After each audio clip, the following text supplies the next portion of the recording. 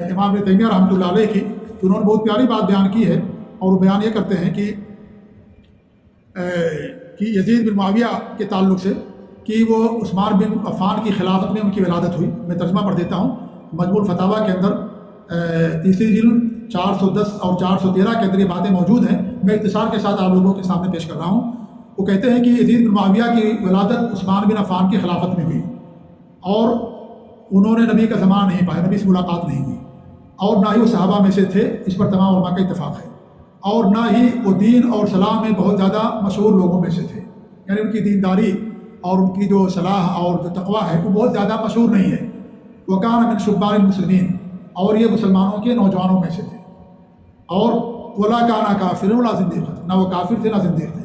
وہ تولا بعد ابی ہے علی کراہت من بعض المسلمین، اور انہیں اپنے باپ کے بعد مسلمانوں کی کراہیت اور ناپسندیدگی کی وجہ سے کی بنیاد پر ان کو یہ خلافت ملی، یعنی بہت سارے لوگوں کو ان کی جو حکومت تھی ناپسند تھی، تو کہتے ہیں کہ اپنے باپ کے بعد بہت سارے مسلمانوں یا بعض مسلمانوں کی ناپسندیدگی کے باوجود انہیں اپنے والد کی خلافت ملی۔ ورضا ببعضهم، اور بعض مسلمان ان سے راضی تھے۔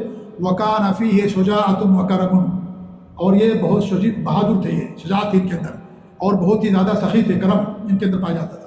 اسی لیے عبداللہ بن عباس نے بھی ان کو کیا کہا کہ فتح العرب قرار دیا۔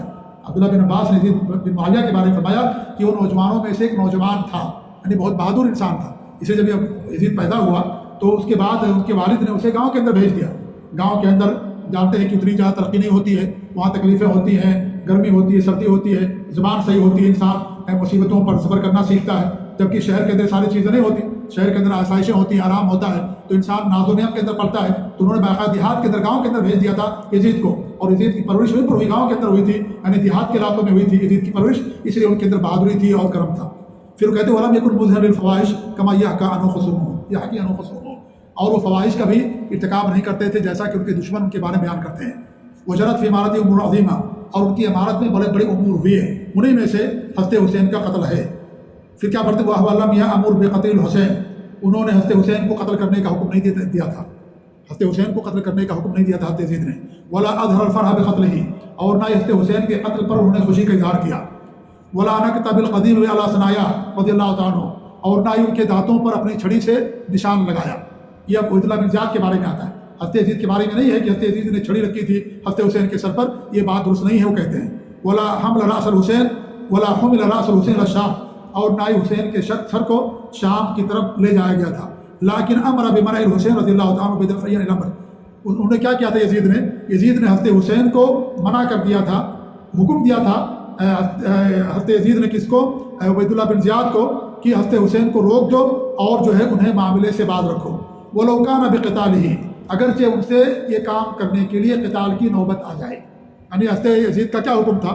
اس کا حکم یہ تھا عبیداللہ بن زیاد کو کہ ان کو کسی بھی طریقے سے حکومت سے باز رکھنا ہے، یہ نہیں کہ وہاں کے لوگ ان کو اپنا خلیفہ منتخب کر لیں، کوفہ کے خلیفہ الگ ہو جائیں، ان کو ان سے باز رکھنا یہ چاہتا تھا، نہ ان کا قتل کرنا چاہتا تھا، نہ اس نے یہ حکم دیا تھا۔